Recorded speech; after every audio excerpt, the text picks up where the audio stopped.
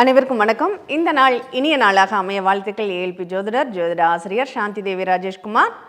நிறைய திருமண வாழ்க்கையில் பிரச்சனைகள் இருப்பவர்களுக்கு திருமண பாக்கியம் கைகூடுவதற்காக இந்த ஆண்டு வழிபட வேண்டிய ஒரு ஆலயம், அற்புதமான ஒரு ஆலயம், திருவள்ளூர் பூந்தமல்லி சாலையில் இருக்கக்கூடிய இது ஒரு குட்டி கிராமங்க. இந்த கிராமத்தினுடைய பேர் என்னென்னா திருமணம் அப்படிங்கிறதே அந்த கிராமத்தினுடைய பேர். சரி, இந்த பேர் வர்றதுக்கு இன்னொரு காரணமும் இருக்குது, அதையும் நம்ம பார்ப்போம். சித்துக்காடு அப்படின்னு இப்போ சொல்லல் வழக்கில் வழங்கப்பட்டுக்கிட்டு வருது. சித்தர்கள் வாழ்ந்த காடு அப்படிங்கிறதுனால இப்போ அது மருவி சித்துக்காடு அப்படிங்கிற ஒரு பேர்லையும், சித்துக்காடு தாத்ரீஸ்வரர் பூங்குழலி தாயார் இருந்து அருள்பாலிக்கக்கூடிய ஒரு இடம். இது திருமணம் அப்படிங்கிற கிராமத்தில் இருக்குது அப்படின்னு சொல்லலாம். இந்த ஊரில் உள்ள அந்த திருமணம்ங்கிற பாருங்கள், திருமணத்தில் யாருக்கெல்லாம் தடைகள் இருக்கோ இந்த திருமணத்திற்கு போயிட்டு வந்தாலே அவங்களுக்கு திருமணம் என்பது கைகூடிடும். அதனால் இந்த ஊரில் உள்ள அந்த தாத்ரீஸ்வரர், இதனுடைய விசேஷம் என்னென்னா, பொதுவாக திருமணத்திற்கு பலம் கூட்டக்கூடிய கிரகம் என்ன அப்படின்னா சுக்கிரன் தாங்க. அந்த சுக்கிர கடாட்சம் எங்கெல்லாம் இருக்கோ அங்கெல்லாம் அந்த திருமணத்திற்கான பரிகாரங்கள் செய்யலாமா அப்படின்னா கண்டிப்பாக செய்யலாம். தாத்ரி அப்படின்னா என்னன்னா சமஸ்கிருதத்தில் நெல்லி அப்படின்னு பேர். ஜடாமுடி சித்தர் அப்படிங்கிறவரும் பிராண தீபிகா அப்படிங்கிற ஒரு சித்தரும் இந்த இடத்துல வாழ்ந்ததாகவும், அவங்க ஒரு நெல்லி மரத்தடியில் ஒரு சிவலிங்கத்தை பிரதிஷ்டை பண்ணி வழிபட்டிருக்காங்க. நாளடைவில் ஒரு மன்னர் அந்த சிவனுக்கு கோவில் எழுப்பதற்காக அங்கே உள்ள நந்தவனங்களில் சுத்தம் பண்ணியிருக்காங்க. அப்போது அங்கே பூங்குழலி தாயார் அங்கேருந்து தான் கிடச்சிருக்காங்க. தாயார் அங்கே கிடச்சிருக்காங்க. அதனால் அந்த நந்தவனத்தில் கிடைத்ததுனால பூங்குழலி அப்படின்னு சொல்லி அந்த தாயாருக்கு திருநாமம் விட்டு அந்த ஊர் வழங்கப்படுகிறது. ரொம்ப விசேஷம் அப்படிங்கிறது என்னென்னா, அங்கே சித்தர்களுக்கு இன்னொரு பெயர் என்ன அப்படின்னா சுவாதி அப்படிங்கிறது ரொம்ப விசேஷமான ஒரு சொல் அப்படின்னு சொல்லப்படுது. நட்சத்திரங்களில் சுவாதிக்கு அவ்வளோ ஒரு வைப்ரேஷன், ஒரு பலம் பொருந்திய ஒரு சக்தி, ஆற்றல் அப்படிங்கிறது இருக்குது. இதை இந்த ஸ்தலத்தை சுவாதி நட்சத்திரக்காரங்களுக்கு ஒரு விசேஷமான ஒரு ஸ்தலம் அப்படின்னு கூட சொல்லப்படுது. இங்கே ஒவ்வொரு சுவாதி அன்னைக்கும் அந்த சுவாதி நட்சத்திரத்துக்கும் அங்கே ஈசனுக்கு ரொம்ப சிறப்பு நிகழ்வுகள் அப்படிங்கிறதெல்லாம் நடந்துக்கிட்டு இருக்கு.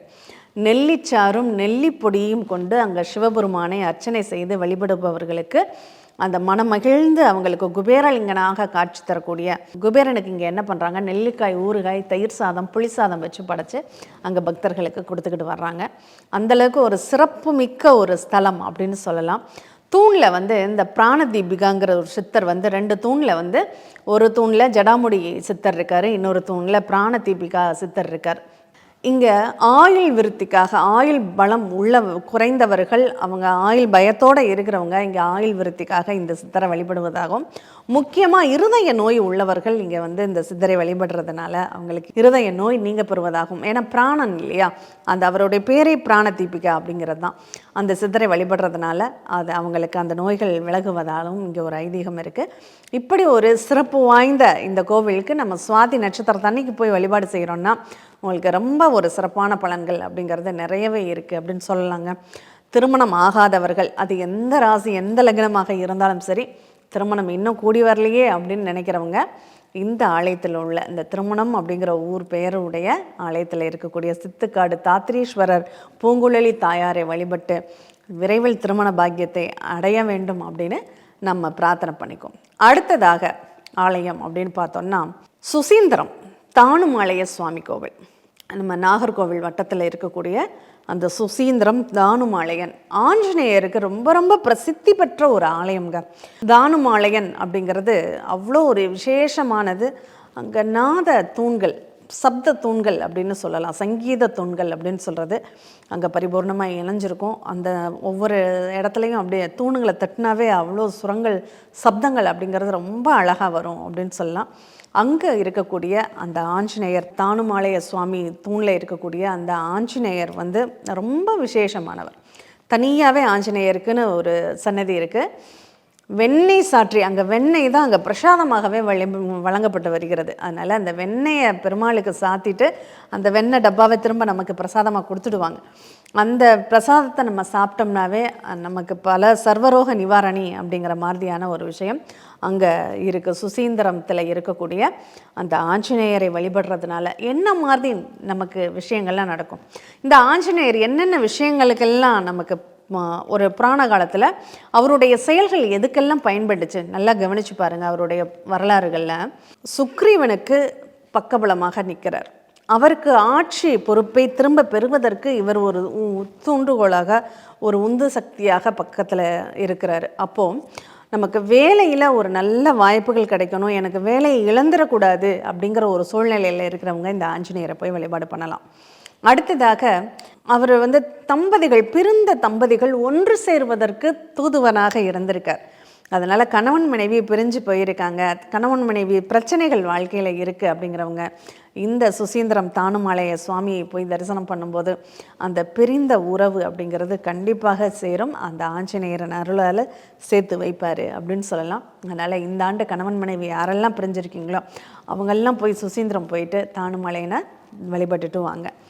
அடுத்து வெளிநாடு போகணும்னு ஆசைப்பட்டவங்க, ஏன்னா கடல் கடந்து பயணித்தவர் இல்லையா, வெளிநாடு போகணும்னு ஆசைப்படுறவங்க அந்த சுசீந்திரம் தானுமாலய சுவாமியை போய் தரிசனம் பண்ணும்போது வெளிநாடு சார்ந்த நிகழ்வுகள் அப்படிங்கிறது அவங்களுக்கு ரொம்ப சிறப்பான பலன்களை தரும், நல்ல ஒரு நன்மைகளை ஏற்படுத்தும். இந்த சுசீந்திரம் அப்படிங்கிற ஊரே நமக்கு ரொம்ப ஒரு வைப்ரேஷனை கொடுக்கக்கூடிய ஒரு ஊருங்க. அவ்வளோ அற்புதமான ஒரு கோவில், கலை நுணுக்கமான ஒரு கோவில்.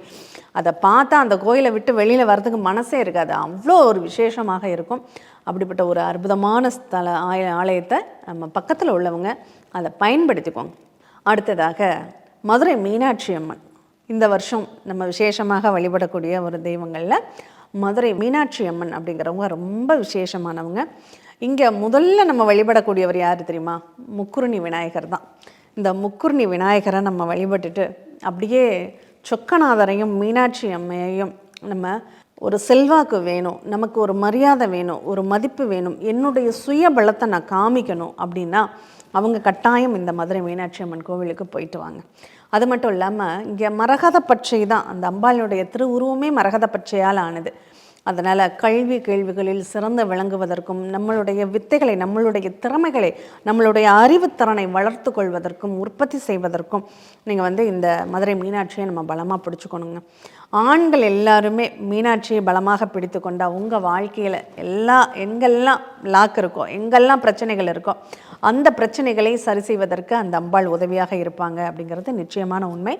முக்கியமாக அந்த அம்பாளுக்கு பிடித்தமான மலர் அப்படிங்கிறது மனோரஞ்சித மலர். இந்த மனோரஞ்சித மலரை கொண்டு போய் அந்த அம்பாளுடைய கிரீடத்தில் வச்சு நீங்கள் வழிபடும்போது கண்டிப்பாக அவங்க உங்களுக்கு வேணுங்கிறதெல்லாம். அந்த மனோரஞ்சிதத்தினுடைய சிறப்பு என்ன தெரியுமா? யார் எந்த பூவை மனசில் நினச்சி அதை நுகர்ந்து பார்த்தாலும் அந்த பூவின் வாசமாகவே அங்கே காமிக்கும். அதே மாதிரி தான் இந்த அம்பாள் யாருக்கு என்ன கோரிக்கைனாலும் அந்த கோரிக்கையை ஏற்று அவங்களுக்கு நல்லது பண்ணக்கூடியவங்களாக இருக்காங்க. சரி, இப்போ நம்ம பார்த்த இந்த கோயில்களினுடைய ஒவ்வொன்றும் ஒவ்வொரு இடங்களில் இருக்கக்கூடிய கோவில்கள், யாருக்கு அருகாமையில் அந்த கோவில்கள் இருக்கோ அவங்க எல்லாம் அதை பயன்படுத்திக்கோங்க. கண்டிப்பாக உங்கள் வாழ்க்கையில் ஒரு நல்ல மாற்றம், முன்னேற்றம் அப்படிங்கிறது இந்த 2026ஆம் ஆண்டு உங்களுக்கு கிடைக்கணும்னு நம்ம இறைவனை பிரார்த்தனை பண்ணிக்குவோம். மீண்டும் இனியதொரு நிகழ்வில் சந்திப்போம். நன்றி, வணக்கம்.